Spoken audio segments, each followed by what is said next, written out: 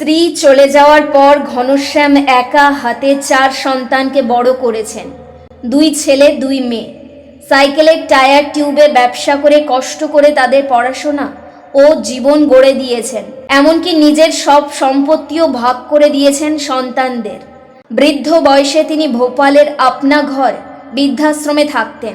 72 বছর বয়সে যখন তিনি চলে গেলেন তখন তার লাশ 2 দিন পড়ে রইল। বৃদ্ধাশ্রম বারবার পরিবারকে খবর দিয়েছে, কিন্তু 4 সন্তানের কেউই শেষকৃত্যে আসেননি। কেউ বললেন টিকিট পাওয়া যাচ্ছে না, কেউ বললেন সম্পত্তির ঝামেলা। এক মেয়ে বললেন বাবা সম্পত্তি ভাইদের দিয়েছেন, তিনি কিছু পাননি।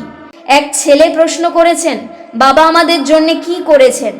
শেষমেশ পুলিশের সাহায্যে বৃদ্ধাশ্রমই তার শেষকৃত্য সম্পন্ন করে। যে মানুষ সারা জীবন সন্তানদের জন্যে সব কিছু দিয়েছেন, মৃত্যুর সময়ও তিনি একা ছিলেন। একটা কথা সব বাবা মাকে মনে রাখতে হবে, সন্তানকে ভালোবাসুন, সাহায্য করুন, কিন্তু নিজের সব সম্পত্তি ও সঞ্চয় তাদের হাতে তুলে দিয়ে নিজের বৃদ্ধকালীন নিরাপত্তা হারাবেন না। সম্পত্তি যেন আপনার সুরক্ষা হয়, পরিত্যক্ত হওয়ার মূল্য না হয়।